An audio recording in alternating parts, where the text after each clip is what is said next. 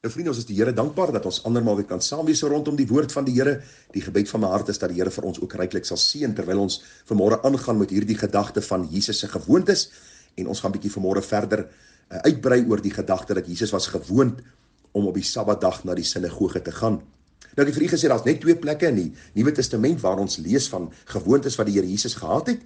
Die een is hier in Lukas, die 4de hoofstuk, die 16de vers, en die Bybel sê hy het 'n gewoonte gehad om na die sinagoge te gaan, en die ander een was gewees daar in Lukas 22:39, dat Jesus volgens gewoonte na die Olyfberg gegaan het om te gaan bid.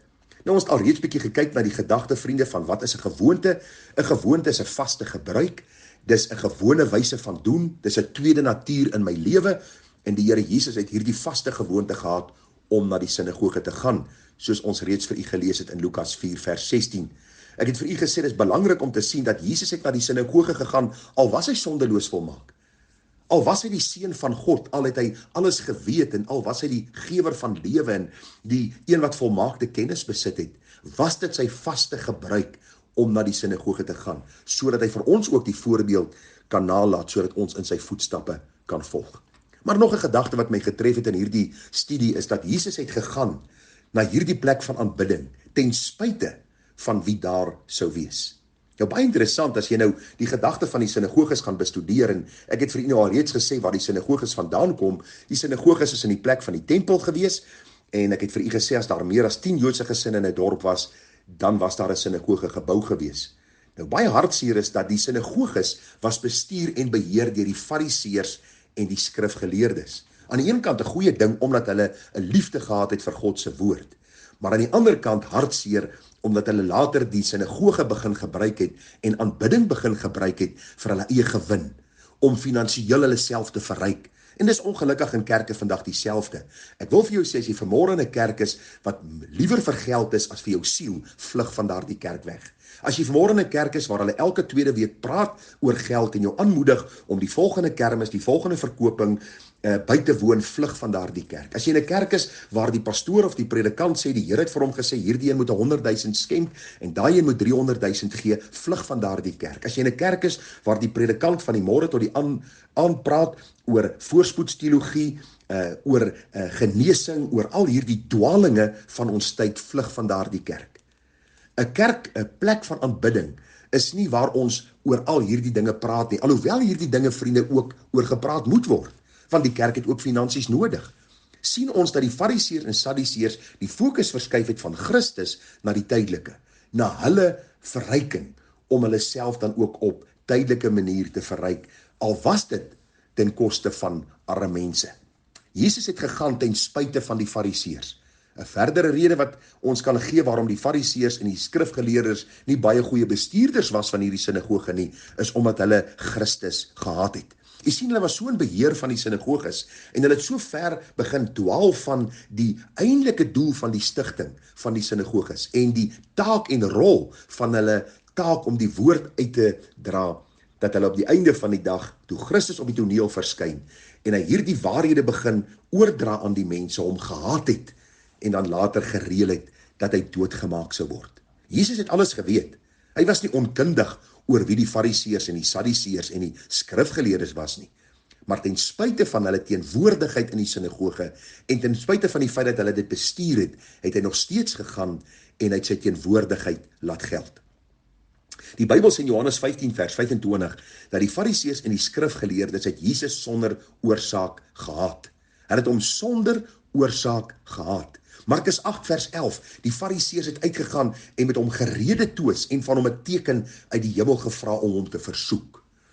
Lukas 4:28, en almal in die sinagoge is met woede vervul toe hulle hoor dat hy die woord gepredik het. Maar wat gebeur? Jesus het nog steeds na die sinagoge gegaan. Hy het nie verskonings gesoek nie, vriende.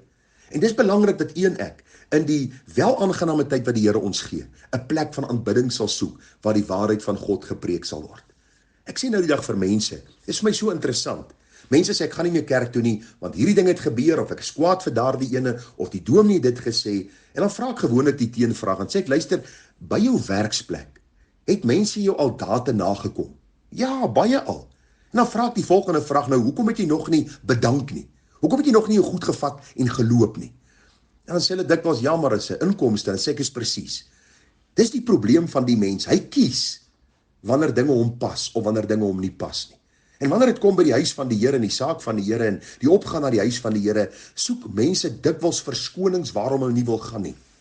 In plaas van om die knie te buig voor die Here en te sê, Here, ten spyte van, is ek gehoorsaam aan U, want dis die eerste opdrag, dat U vir my gesê het, ek moet na die onderlinge byeenkomste gaan, en U het my die voorbeeld nagelaat, dat U gegaan het ten spyte van die mense wat daar was.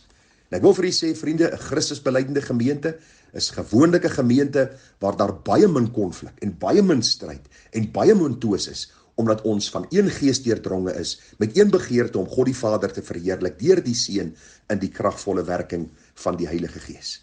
Vriende, verskonings om nie na die huis van die Here te gaan nie, is maar net 'n duidelike openbaarmaking van die toestand van my hart. Wat Matteus 6:21 sê, want waar julle skat is, daar sal julle hart ook wees. U sien, die plek van aanbidding is nie 'n plek wat 'n mens ingestel het nie. Dis nie die goeie uitvinding van 'n regering nie. Dis deur die Heilige Gees op Pinksterdag in die lewe geroep. Toe dat 3000 mense tot bekering gekom het, en die Bybel sê hulle almal het saam eendragtig volhard in die leer van die apostels. Daar was die onderlinge opbouing van mekaar in die allerheiligste geloof. Daar was die sing van psalms en gesange, en u kan maar gaan kyk, elke Nuwe Testamentiese brief was aan 'n gemeente geskryf. Die gemeente in Efese, die gemeente in Kolosse, die gemeente in Thessalonika. So kan ons aangaan. En daarom is dit belangrik dat ons hierdie saak sal raak sien. Ek het onlangs 'n gedig gelees wat 'n man geskryf het oor verskonings, en daarmee sluit ek af. En hierdie gedig sê die volgende: Verskoon my, dis vandag darm veels te koud. Ag, dan word ek ook mos nou gans te oud. Ander dag was dit so bedompig en veels te warm. Verskonings, verskonings, in jou gees gaan jy verarm. Verskoon my, maar ek het vanmôre nie die regte drag. Vir die predikantjie het ek ook nie krag. Daar's in elk geval te veel geveinstes in die kerk. Verskonings, verskonings, die wolf het die skaap gemerk. Verskoon my, ek het 'n probleem met die lied in samesang. Hulle moes daarom ook kyk waar hulle die waaiers hang, en dis ook veels te hard op hierdie stoel.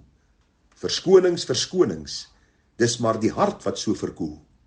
Verskoon my, die familie het hier ingeval. Los ek hul, dan braak hul gal. Ek kan nie kom, ons sien maar min. Verskonings, verskonings, die duiwel kry alweer sy sin. Verskoon my, ek voel maar oulik en glad nie wel. Sal seker maar die apteek moet bel. Snaaks dat dit op 'n Sondag net 'n rukkie duur. Verskonings, verskonings, dit blus die gees se vuur. Verskonings word net meer en meer. Dink ons ooit, dit maak God se vaderhart seer? Voel ons in die wêreld eerder tuis?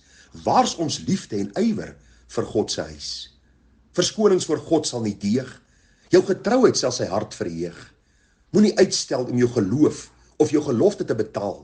Spoedig sal hy jou en my kom haal. Verskonings waarop ons steun is eintlik maar net 'n bedekte leuen. Daarom laat die verskoning staan, voordat jy eendag voor hom in skaamte en berou gaan staan. Vriende, ek wil vanmôre vir jou sê, Jesus het vir ons 'n gewoonte nagelaat om na sy huis te gaan. Hy het vir ons hierdie gewoonte nagelaat, en hy sê vir ons in 1 Johannes 2 vers 6, hy wat sê dat hy in hom bly, behoort self ook so te wandel soos hy gewandel het. Lukas 6:40, 'n leerling is nie bo sy meester nie. En wat noem julle my Here, Here, en julle doen nie wat ek sê nie. Die opdrag vanmôre is dat Jesus die gewoonte gehad het om na die sinagoge te gaan. Hy het gegaan, al was hy die sondelose volmaakte seun van God. Hy het gegaan, al was daar mense wat hom gehaat het, en mense wat nie met hom saamgestem het nie, was hy nog steeds getrou gewees. Waarom? Want hy was in die eerste plek die een wat vir ons die voorbeeld kom nalaat het. En hy het geweet hoe nodig ons die plek van aanbidding het. Want vriende, 'n kind van die Here kan nie sonder die kerk van die Here groei nie. Gaan kyk na vervolgde lande. Mense sal vroegoggende, dou voor dag opstaan en deur gevaarlike terrein beweeg om by 'n huiskerk te aanbid, want hulle die gemeenskap van die heiliges nodig. En ek lewe in 'n relatiewe vry land waar ons nog kan rondry en na kerke kan gaan sonder hindernis. Waarom doen ons dit nie? As jy vanmôre getrou is, dank ek die Here vir jou. As jy vanmôre ontrou is, pleit ek by jou. Hoor God se stem, want Openbaring 2 vers 7 sê, wie 'n oor het, laat hom hoor wat die Gees aan die gemeente sê. Mag die Here ons seën, mag ons dink oor hierdie saak. Ons praat bietjie môre oor Jesus se gebruik om dan en sy gewoonte om na die Olyfberg te gaan en te bid. Seën vir u, mooi dag verder, Tara.